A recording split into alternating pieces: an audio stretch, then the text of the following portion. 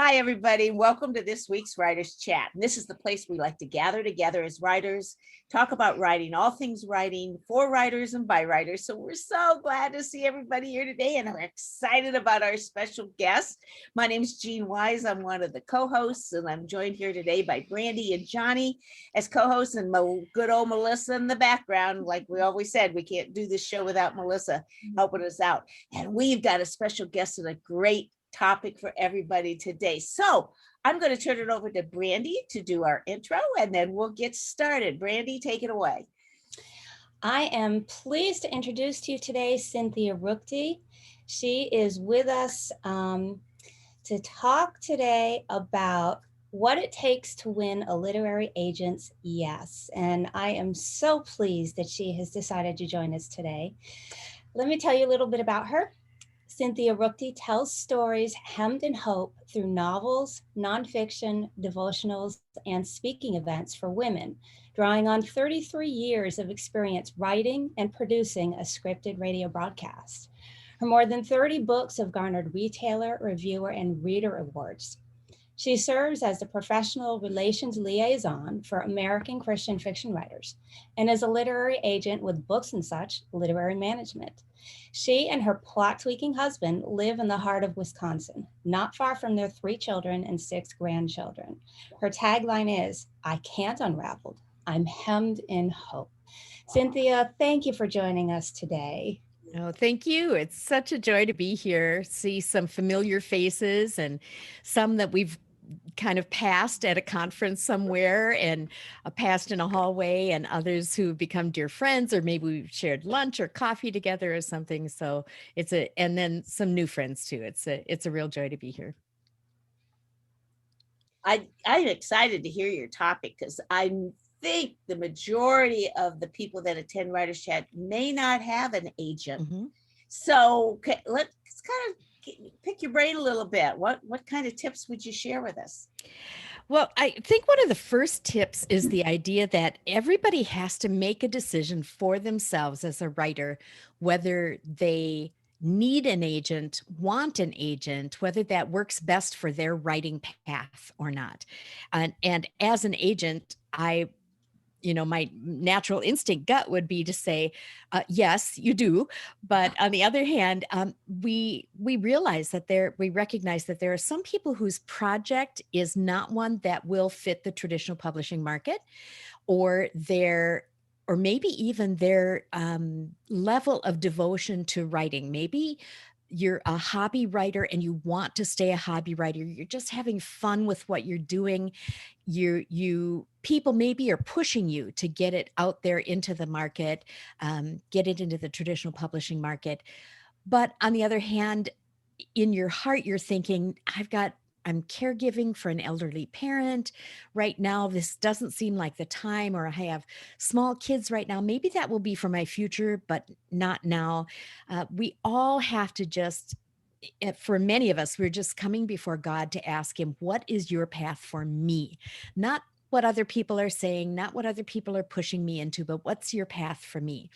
And for some writers, that means they get to a place where their writing has improved. They've been taking classes, they've been going to conferences, and they maybe have had advice from even editors that they've had connections with at conferences. And the editor has said, I think it's time that you consider finding an agent for your work. Or you may have been trying to approach editors on your own.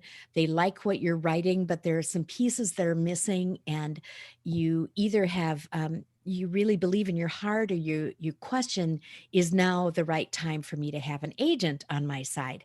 And I say it that way intentionally, have an agent on my side, because that's the whole point of it, is having an agent to come alongside of you and walk with you on your writing journey. It's different than, there are some people who have different perspectives on it, but this is my perspective. It's not that you're hiring an agent, but that you're finding an agent who is willing to invest the kind of work you're willing to invest in your work, and be that partner for your writing career. We look, obviously, many times at just one project, the project you're presenting or pitching, but we have an eye for the author's entire career, not just that one project. And sometimes if it's a one project author, but it's such a strong project that really needs to get out there into the world, there may be that agent author relationship that develops for that one project, but most of the time we're looking for that career. So if that's the foundation, and for those writers who feel like they're reaching or approaching that moment when they need or would appreciate having an agent on their side, then that starts the foundational place of, okay, if I do, then what do I do? And how do I not only gain an agent, but how do I keep an agent happy? How does my agent keep me happy? And the relationship of that is a lot like matchmaking. And you've probably heard that before too. It's not speed dating, because you don't really get a good feel for who is that person behind the scenes if you're speed dating. But on the other hand, there may be levels of, you are introduced to the agent, you watch that agent from afar, you have conversations, you might have another conversation. In my case, I had been watching my agent for 3 or 4 years. My agent is Wendy Lawton from Books and Such, and I had watched her responses on panels. I watched how she handled tough questions. I watched the way that she conducted herself when she had coffee. I watched how she acted in the lobby. I watched her level of professionalism and also her politeness. I watched the character that she was in the elevator compared to the character she was up on stage. And all of those things came together to create a picture for me that made me say, this is the agent I would really like to have on my side. This is the one I'd like to partner with, because she not only has a business background and a strong business sense, but she knows when I need a mama. She knows when I need somebody who will talk me off the edge, or she knows when what I need is somebody who will listen to me, but not necessarily offer advice. And she also recognizes when I need advice, when that's exactly what I need, and have come to trust her and appreciate her so much through our relationship together, which began in 2008. And then came to see how that relationship with my agent also helped me to find opportunities. I not only just get me contracts. Everybody thinks that's what an agent does, is get you a contract with a publishing house. It's so much more than that. One time I wrote a blog post about the 42 hats that an agent wears, that it's so much more than just negotiating a fine contract. The levels of all of that. And now as an agent, I see maybe I should redo that blog post and write the 84 things that an agent is involved in and ways that an agent can help. But so sometimes it's a matter of timing, and we've talked about that just a little bit. Am I ready? Have I worked at perfecting my craft? Have I made an effort to understand how the publishing industry works? So when I approach that agent and I say, I'm not sure how I'm going to pay my mortgage next month, so I'd like to get a book out, you realize that is an uninformed author. That's an author who just doesn't understand how this publishing thing works, because that's rarely going to happen that you can pay your mortgage at all with what you earn from writing.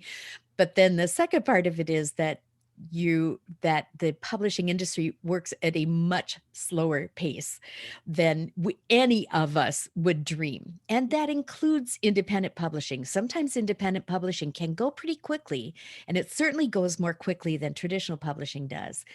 But one thing to keep in mind too is that independent publishing or self-publishing that's done really well is also going to take an investment of time with great editing, being careful about choosing a cover, being careful about the interior design, the self-editing part, and there will be the marketing end of it as well. So I have a basic premise that, if it's okay with you, I'll start with kind of that basic premise. So the basic premise is, I thought And it was just yesterday that this dawned on me. I thought about that familiar verse of scripture, Galatians 5:22, that talks about the fruit of the Spirit, the evidence that the Spirit of God has control in a way, or is moving through your life. That if you're living and walking the way God wants you to, these are the kinds of things that are going to come out: love, joy, peace, patience, kindness, goodness, faithfulness, gentleness, and self-control.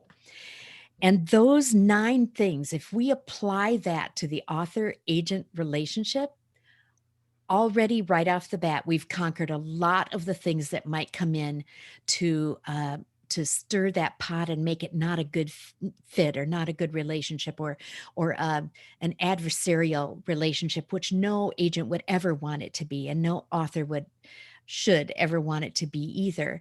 So if we're approaching agents with this sense of, I'm going to be loving, I'm going to be gentle, I'm going to be faithful, I'm going to be a peacemaker, I'm going to be patient and kind and gentle, all those things are going to work so well in just about any relationship we have in life.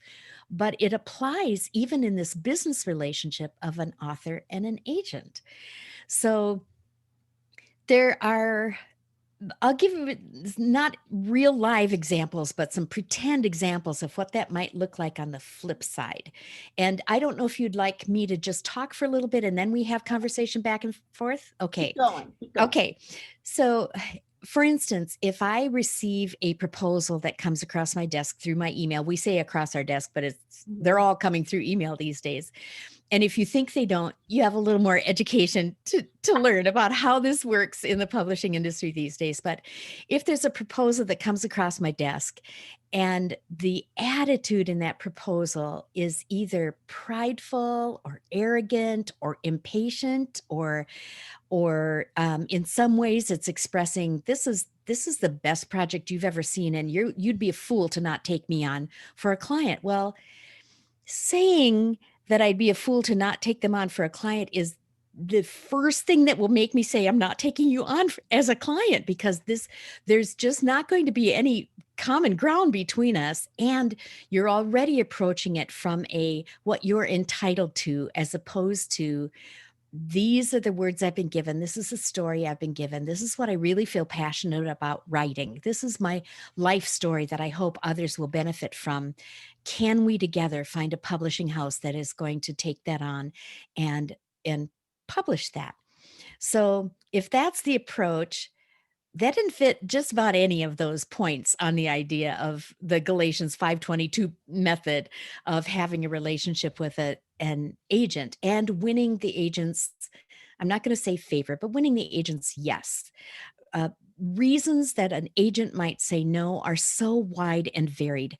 Some of them are as simple as, I have another client writing on the very same topic, and if I take you on as a client, your work would be in competition with one of my other clients.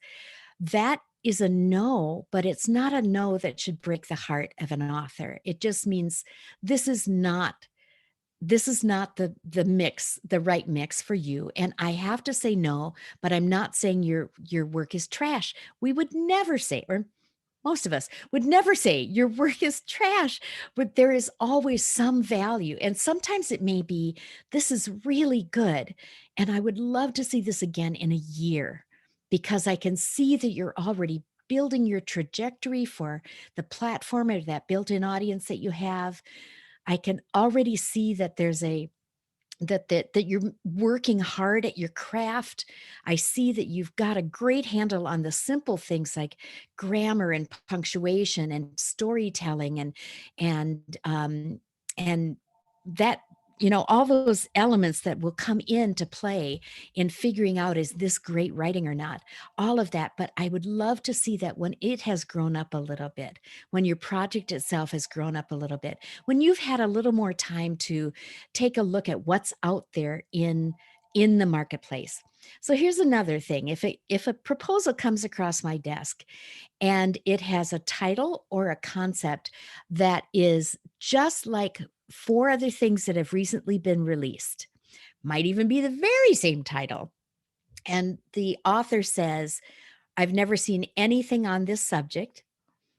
And I just think it's an important topic. Well, yes, it is an important topic, but many times when we're in that place where, um, if we believe nobody has ever written on our subject before, that's a misunderstanding, because there is truly, as Solomon said a very long time ago, there's truly nothing new under the sun. Every topic has been handled. What an agent is looking for is someone who is handling an old, mm, an ancient and tested truth in a fresh way. So in a unique and fresh way, so a unique spin on it. Or so if someone comes and says, I don't think that we pray enough, so I wrote a book about how we should pray, and I haven't seen a book that really ministered to me, or looked at the prayers of Jesus as an idea of how we should pray. And sometimes what I have to do is go Google that, or go to Amazon and search under that concept and send the enormously long list of how many other books have tackled that subject in that way, from that angle. I'm not trying to be unkind in any way, but I'm trying to show, that prospective client that your topic has indeed been done many times before. And and what we're that doesn't mean you can't, because if God gave you something to say, that's beautiful. Or some may be writing for the general market, and if that's the case too, just apply this to your own arena too, because the truth is the same across the board. They're the same across the board. But if you have something that you're passionate about saying, and you have a unique way of saying it, if you have an approach that others have not taken before, or, and this is one of the ways I like to explain it to people, if you can see out of those 12 books that have been published in the last 2 years regarding prayer, what's the gap that they all left? What is the gap I can fill with my book? Being really clear about that in your query letter or your proposal that an agent takes a look at gives a lot higher chance that that agent is likely to be able to say yes. Then part of that is understanding what's already out there. You're going to need that for your proposal anyway, as you do the comparable section or the competition section. So, yes, that question, what is the gap?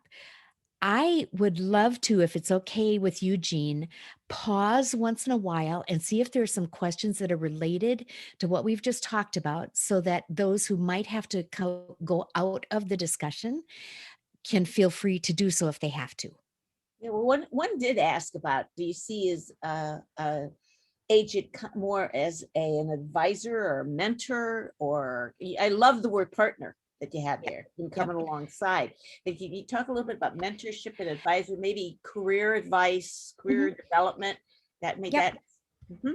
I'd be happy to do that. And that's very important to know, even as you're heading into that relationship. Even if you don't have an agent yet, what does that look like? And one of the things I would say is that it looks differently at every agency that you would go to. It looks a little different from agent to agent.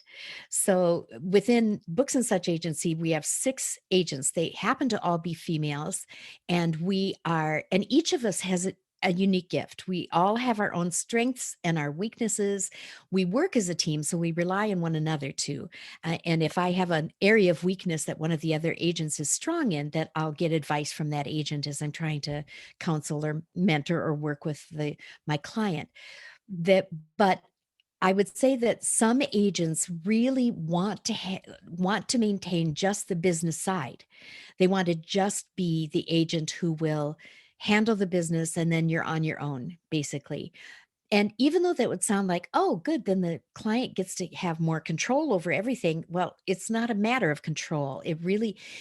You're almost like solo flying, when you could have a co-pilot with you. And that co-pilot won't always be taking the reins, or okay, you don't take reins when you're a co-pilot, taking the, that thing, that steering wheel thing that looks like half a steering wheel, that thing. So, but is always there, is always on the lookout, is always advising or counseling or confirming or affirming, is there if the main pilot has to take a bathroom break, is there if the main pilot is growing tired and needs somebody else to help make a decision about something. So part of it is advice and counsel, because obviously the agent will have had more experience in the industry itself than a lot of authors, especially first-time authors, would have. So some of it is going to come in the form of, you love that idea. I'm sorry, I have to tell you that idea just is not going to fly with the publishers, and here's why. So there's that element of counsel and advice. And yes, you can trust your agent. If you have built a relationship with a trustworthy agent, you can trust your agent to have your best interests at heart. So there's so much that an agent knows behind the scenes that then does bring in that counselor, advisor, mentor within each agent's um, set of gifts that they bring to the relationship. There are also seasons in that as well. So for a beginning author, there'll be a lot more hands-on work where we're going back and forth, polishing that first proposal, going maybe even word by word through the manuscript or word by word through the sample chapters, so that they're in the best shape possible, but they still maintain the author's true voice, not the agent's voice. I'm an author too, but I can't make my client's work sound like my work. It has to still sound like their own. And there will be times when it will be problem solving, that the agent will help be a problem solver. No author with a good agent should ever be on their own if they don't like their cover or don't like their title. That's one of the times for an agent to step in and say, and on behalf of the client, do the work of expressing to the publisher why this title isn't going to work, or it just needs, let's go do another go round. Let's go back to the drawing board about this title, or let's go back to the drawing board about this cover image.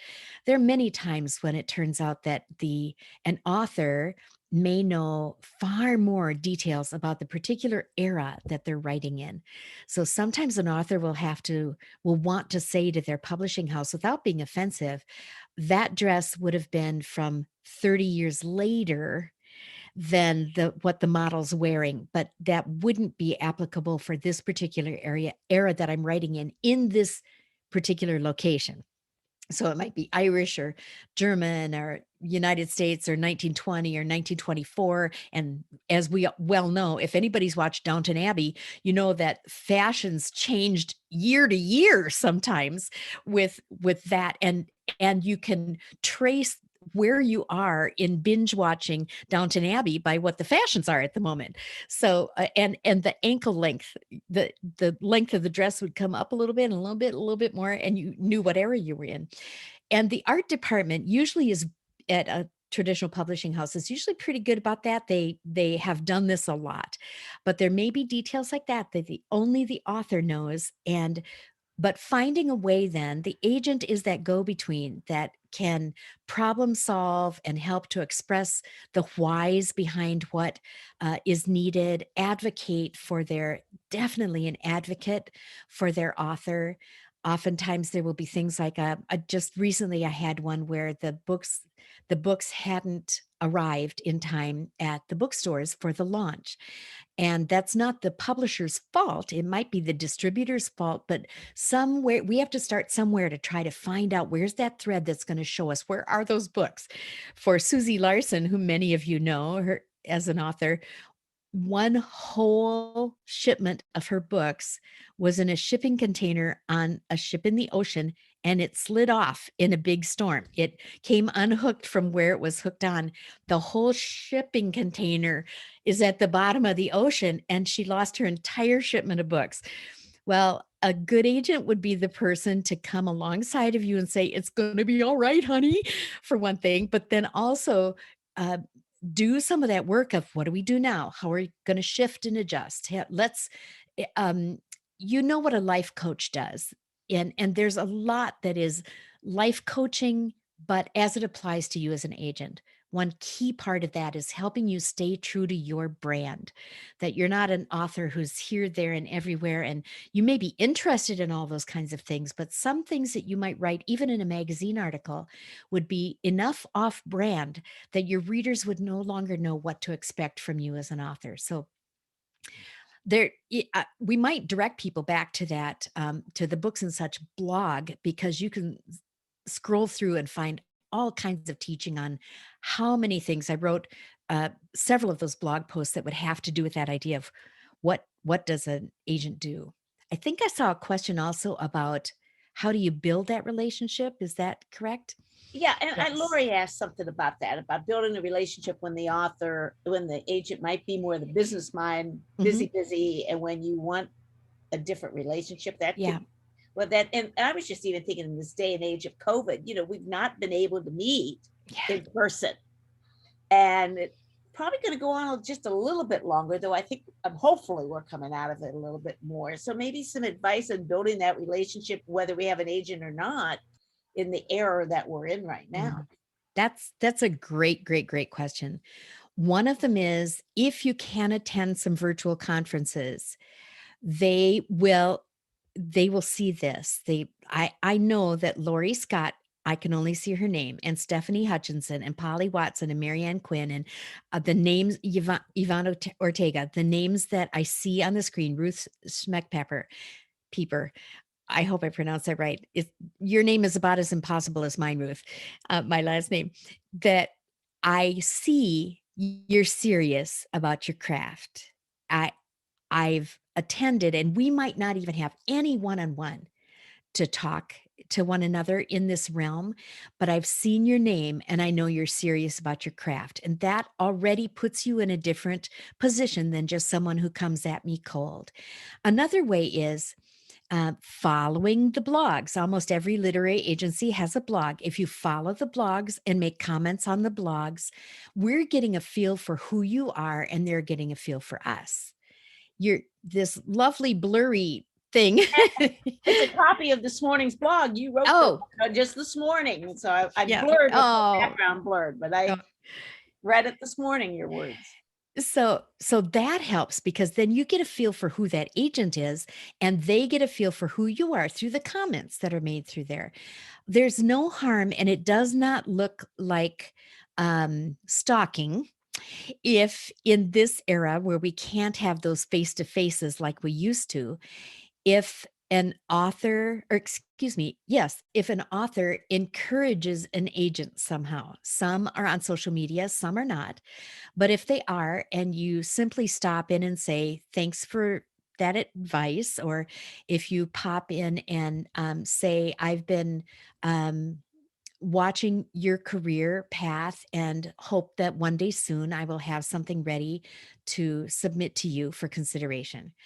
That's not sucking up to an agent, and it's not as long as it's not false, as long as you really do feel that way and you're being genuine and you're being full of love and joy and peace and patience and all that we talked about earlier.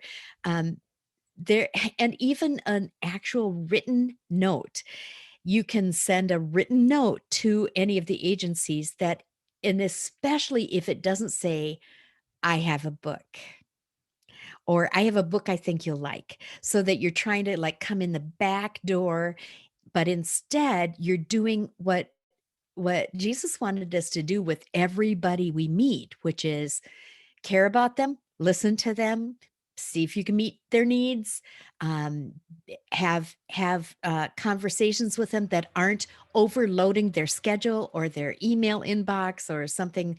If you're writing once every 3 hours to an agent to just encourage them, that's going to wind up just clogging up their email inbox or their mailbox.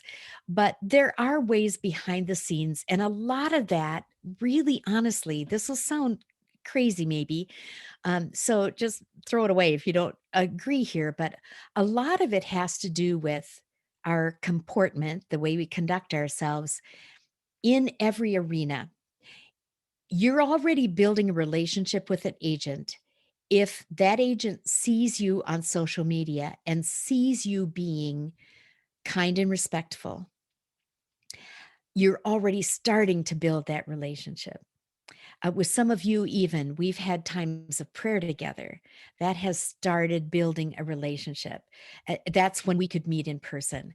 There have been others of you who have maybe have commented on something else that I have written. And it's not that your comment was schmoozing with an agent, but that was an encouragement to the author or to the agent. So our relationships really start a long time before an actual face to face.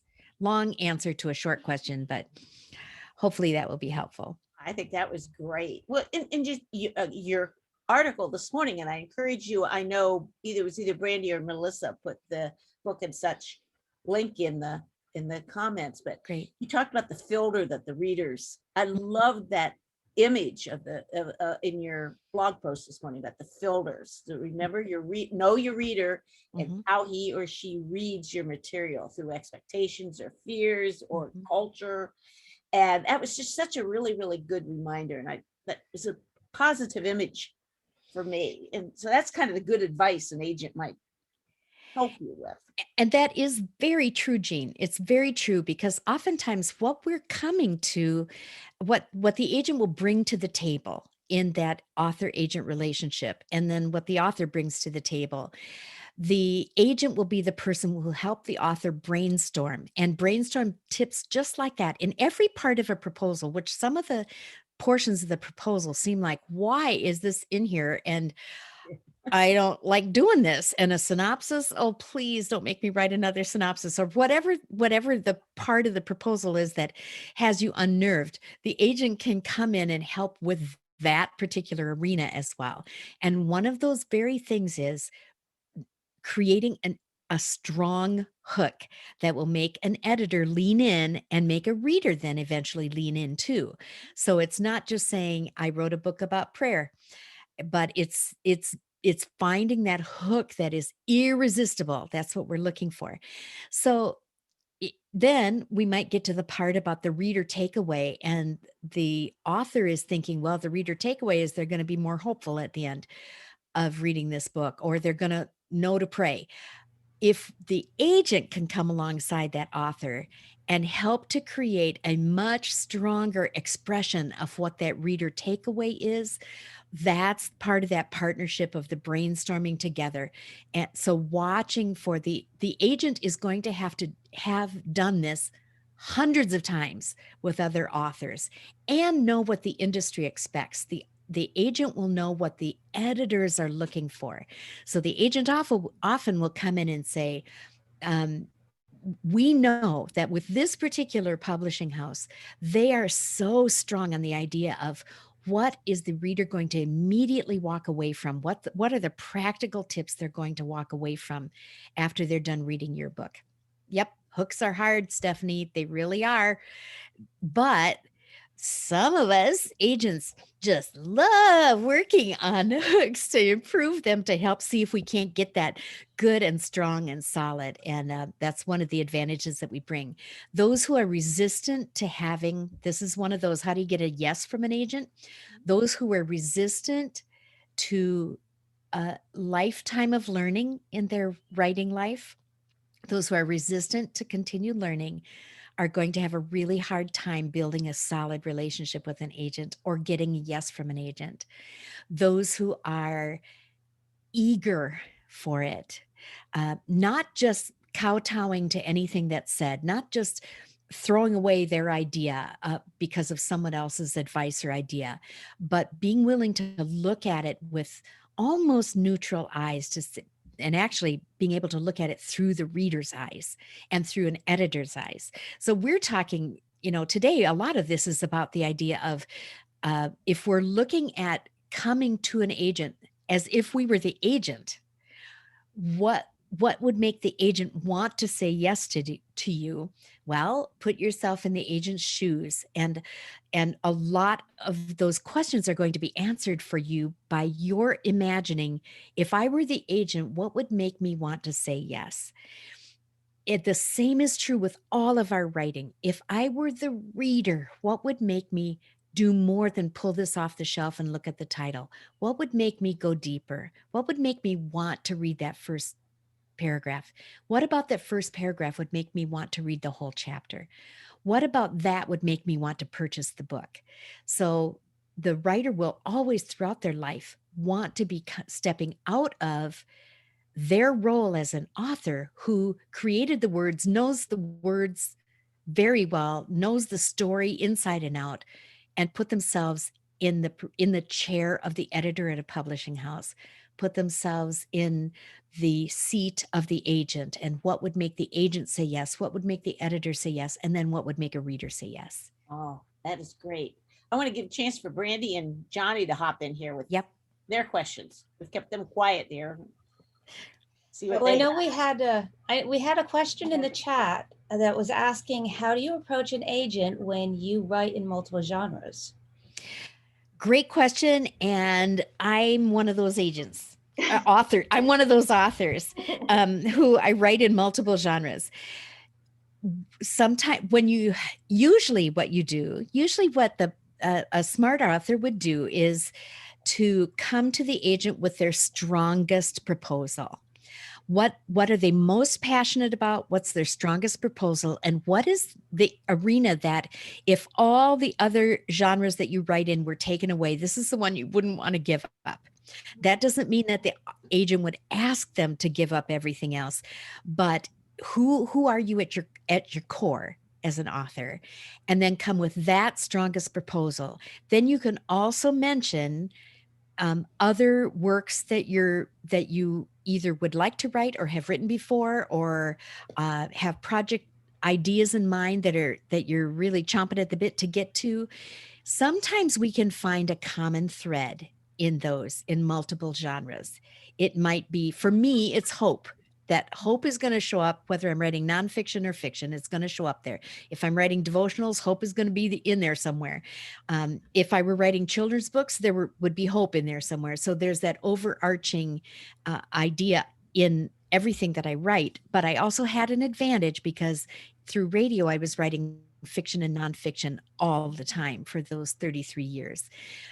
Not everybody can pull that off and make it work, even though if we're writers, we love to write interesting looking grocery lists. We love to write, we're writing all the time. So if somebody says, can you write YA? We'd say, I don't know. I never tried it, but I'll give it a shot. And it doesn't work for every single one, but especially for a writer starting out, they're going to want to find that core strength, that sweet spot, which sometimes takes a little bit of experimenting.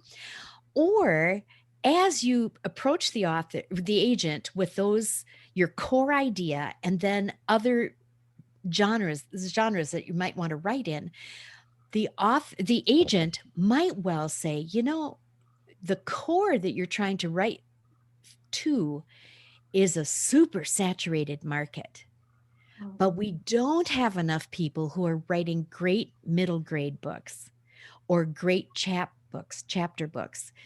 And if that's one of your interests and you can communicate well in that genre, why don't we set this other project aside and take a look at that first and see that may be the place where your gifts are going to meet the world's needs in that gap spot again, as we're talking about the idea of gap. Great answers. Thank you. Just based on what you were talking about, and you brought up, some things being saturated, what are some things right now? And I know that's a really hard question because by the time someone starts writing, we're on to something else. But what do you see as the saturation places and maybe the places where there is an opportunity to get something That's to an agent?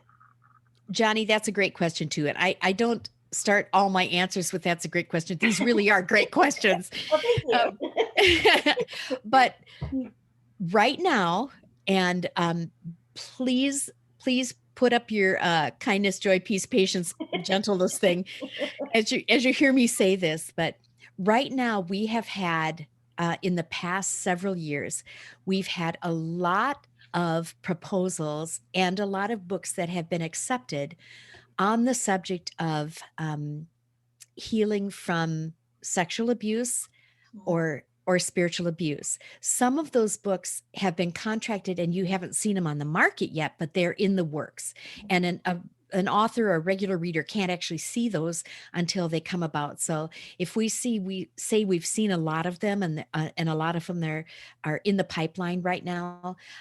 Does that mean that you can't write on either of those two subjects? No, that doesn't mean you can't write on it, but no, you're up against you have a harder go at it, because there are a lot of people who, when they finally were able to get their voice, they use their voice to put it in book form. And it's so necessary. It's so important. But once we get lots of people talking on that subject, then there may be another side to it that is where that gap is. It might be life after, or it might be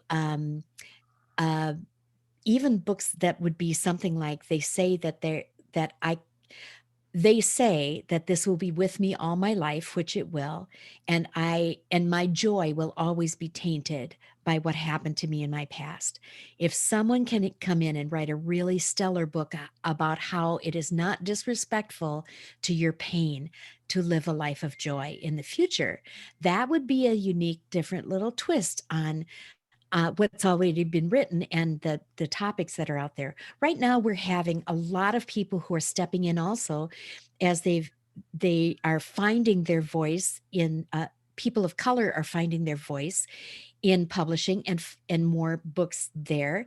In 2 years or 3 years, how many slots are going to be open for that? Or are there going to be a lot of people speaking into it, and then only the very unique projects are going to be taken? Right now, children's is a hard market, and it's partly because it's harder to write for children than anybody would ever dream. Many grandmas who are great storytellers for their grandkids, or many elementary school teachers who have always told stories to their students and made up stories for them, believe that that would be an easy thing for them to step into the children's market. The children's market is very tight right now, and only truly exceptional projects are getting through. And where platform didn't used to be such an issue with children's authors, especially children's authors starting out, now it's a bit of an issue. So if you have no experience with storytelling with groups of children, and maybe you don't even like children that well, the odds are not great that you're going to be able to get your book across to somebody else, to an editor, and have them take that seriously. But there are always those exceptions where God does this really unique thing where he takes a project that looks like it has no hope and he says, I want this one out there. So it does not hurt to try, and it doesn't hurt to approach an agent. But if an agent says that is just a saturated market right now, believe that they're not just looking for an excuse to say no.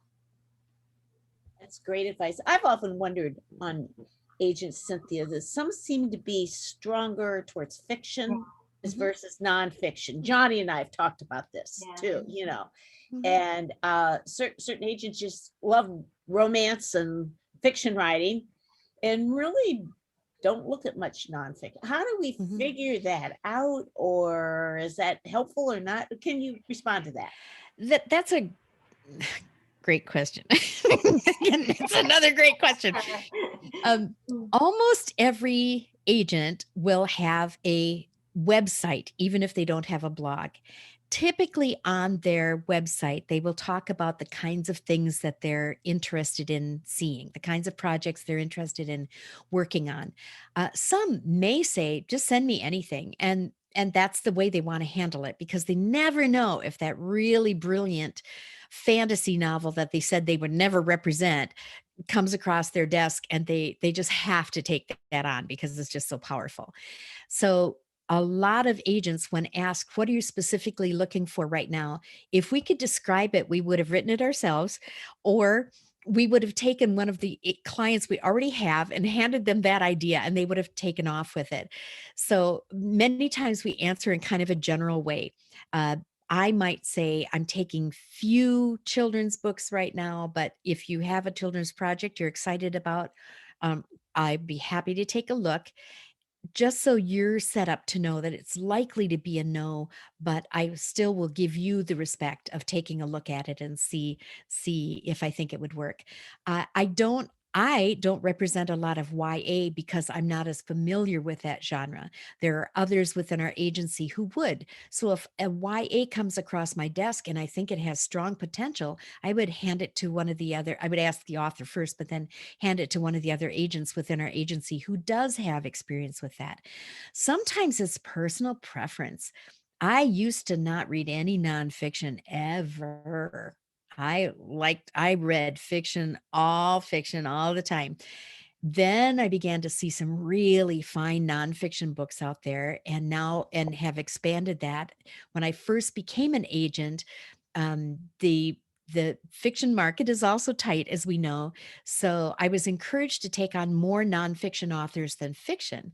I did that, but then the fiction authors I did take on all got contracts. So you just never know. You just never know. But sometimes it's our past experience. Sometimes it's the editors with whom we agents have built relationships that will make the difference. So if I'm really close with an editor, a nonfiction editor at certain publishing houses, then I may have a better in to know, taking the temperature of this market, taking the temperature of this particular project, and taking the temperature of what I know that editor likes is going to make for an easier matchup. So I hope that helps explain why some agents we're not all just hand me anything, I'll try to find a place for it. Some of us have skill levels or relationships built in certain areas that will help that. Mhm. I never realized about the relationships, and I forgot that dynamic of what you would have a relationship with certain editors, a group that or hey, this is a good match for her. I can call her right up. That makes a difference. There are times when, and I didn't realize either it was going to be so helpful, but there are times when we'll overhear something, or an editor will say something at a conference, or say, oh, I just love this book because I love Southern fiction. And then a Southern fiction project comes across your desk. And there have been a couple of times that I have put right in the subject line, this is the one you were waiting for. And what do you know, it was something that they were particularly fond of, or that they personally care about.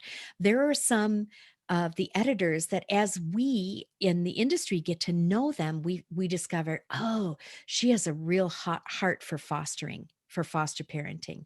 Well, where am I going to send that project first? The one that comes across my desk. Or, oh, he's been involved in Habitat for Humanity for years.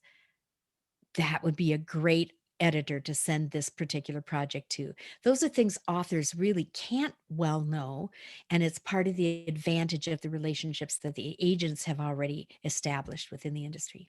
I love that. I love that. Polly wanted to know about, is there anything different when the author has already self-published? Should we do anything different when it comes for looking for an agent? And then I'm going to say goodbye real quick. Thank you. Okay. I'm so glad you were here, Jean. Nice to see you I again. loved it. This has been great. And I'll let you Good. guys wrap it up then. Thanks. Okay.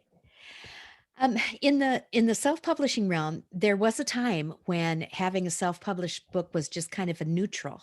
When you come and approach an agent because you want to get into the traditional publishing market, and you know that's these days having an agent is one of the only ways to get there, unless you have a pre-established relationship with a particular editor who's interested in your project.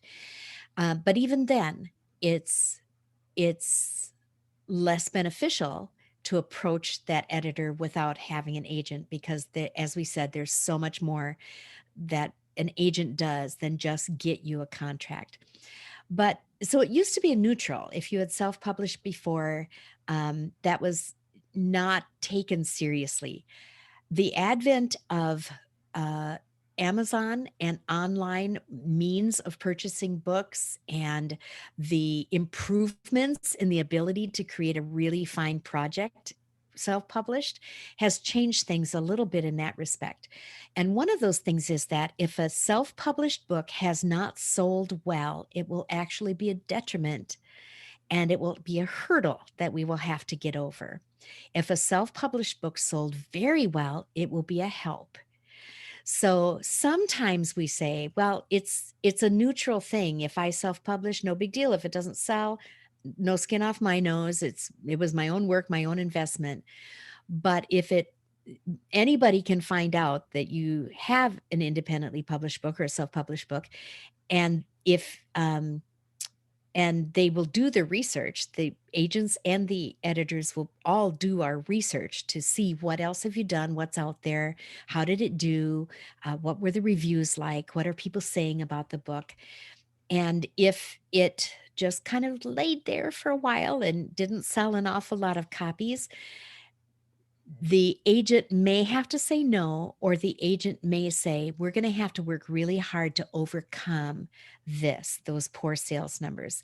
Maybe we will have to take a pause before we send out your proposal and spend the next 4 to 6 months really strengthening your platform so that there's a very clear definition between this book was published before my email list grew to this certain place, or you might take some extra marketing dollars and make sure that the sales for that self-published book come up to a respectable place so that when an editor looks at them, they say, self-published, well, good for her. Oh my goodness, it sold 5,000 copies. Well, that's good. That's good. Healthy in that particular arena. Sometimes it's not such a big deal if it was for a very, very, very narrow niche. For instance, if you're trying to speak to your self-published book, maybe was for moms of kids with this particular disease, whatever the disease is. And it's a narrower niche, even though there are thousands and thousands who are dealing with this, but it would be considered a narrow niche in the publishing world.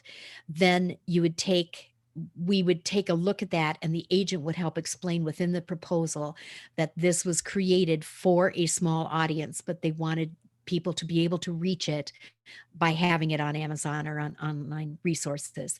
So then the editor will take that into consideration too and realize, okay, I'm not going to hold that same standard that I would when I consider were those sales numbers good or unhealthy, healthy or unhealthy. Thank you.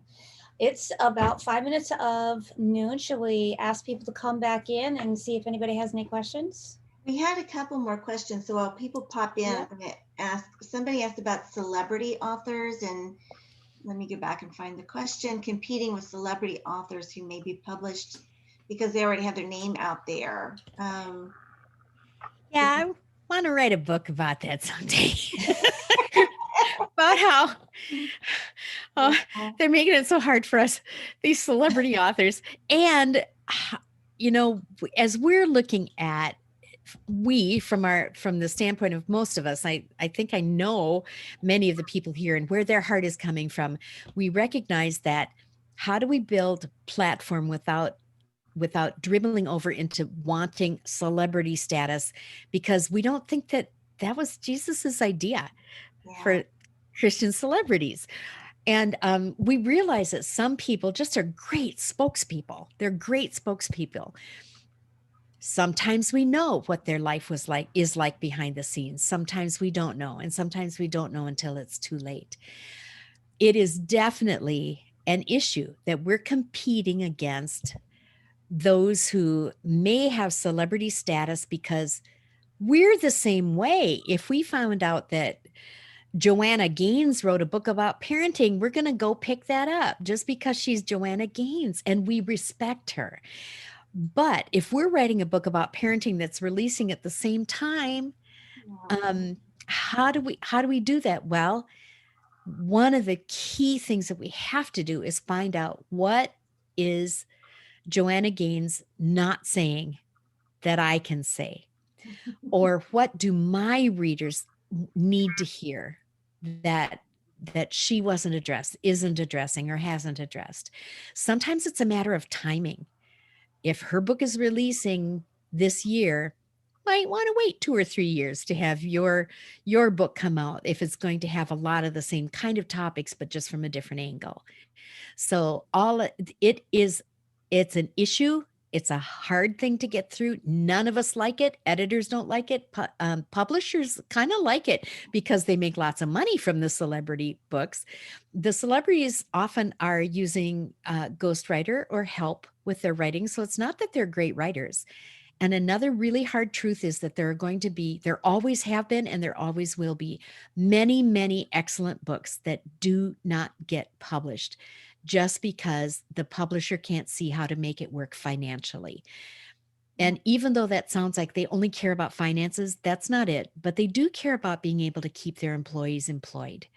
And they do care about having enough marketing dollars that they can support the book that you're presenting. When your book gets out there in the market, they want to be able to have enough marketing dollars to support it. So it's not that they're heartless and ruthless, but it's always been true that the loudest voices were going to get attention, whether those loud voices are good ones or not. And it's always been true that America especially has operated off of a celebrity mindset where we authors are just begging to have an opportunity to have our book on subject A or B or C, our book considered, even though a celebrity is written on that subject too. It partly again goes back to that. Where's the gap? What did they leave out? What did they not address? What did they not go deep enough? Where did they not go deep enough? That's fine for them, but what does it look like from the perspective of the everyday mom, as opposed to someone who has 3 nannies? That she doesn't. I'm not saying this about Joanna Gaines, but that does make a difference. If you're giving parenting advice and you have a nanny or 2, that puts a whole different perspective on it. So I know it's a complicated question. We don't have here's your formula, here's how to fix that. None of us do. Part of it is we pray really hard. God, if you want this to go somewhere, it's going to have to be you. Can I tell one funny story? I know we're at 11 o'clock. Yes. Okay. So for those of you who are used to begging God for stuff, or really being on your face before the Lord, there was a woman last week. There was a woman who passed away, and 20 years ago, she'd asked me to sing and play at her funeral. So I had to find my notes from 20 years ago about what songs she had wanted played, what hymns that she wanted sung. She was an older lady. And there was one particular song that I remember the Sunday that after I sang that song, she grabbed my arm at the back of the church and she said, I want you to sing that at my funeral.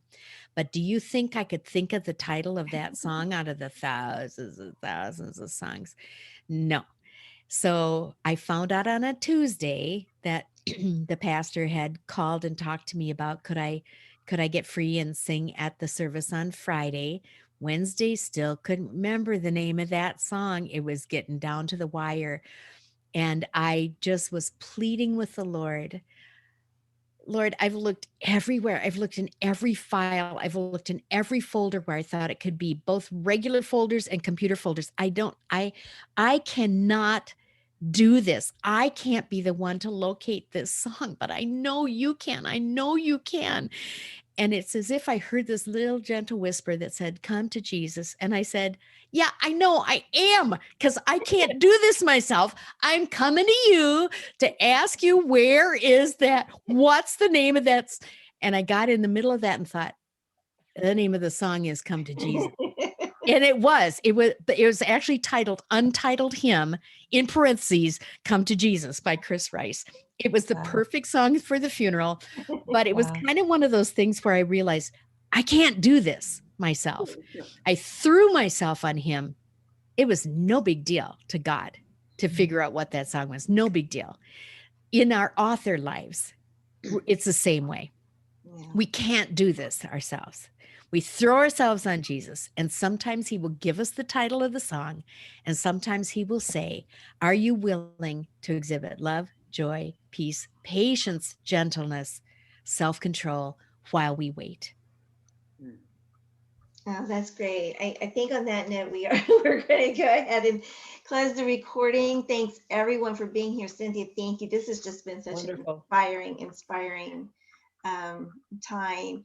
Melissa, I have totally forgotten who was next week. I thought I was going to be prepared to say. Do you remember? Oh, Yeah, we are so bad about this. No worries. The morning threw me off. It's going to be Shannon Popkin.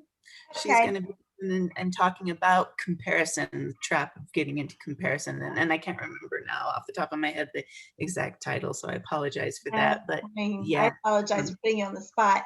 But yeah, so I want you to come back for that. If you're watching the replay, we're really glad that you're here. Join us any Tuesday morning that you can, 10 o'clock Central, 11 o'clock Eastern. Again, Cynthia, thank you so much. Thank you. Can I add one more thing, which is Please. simply, if your question didn't get answered and you email me, I'd be happy to answer it for Oh, you that's sweet. Thank offline. you. So my email is simply cynthia@booksandsuch.com. The and is the word and, A-N-D.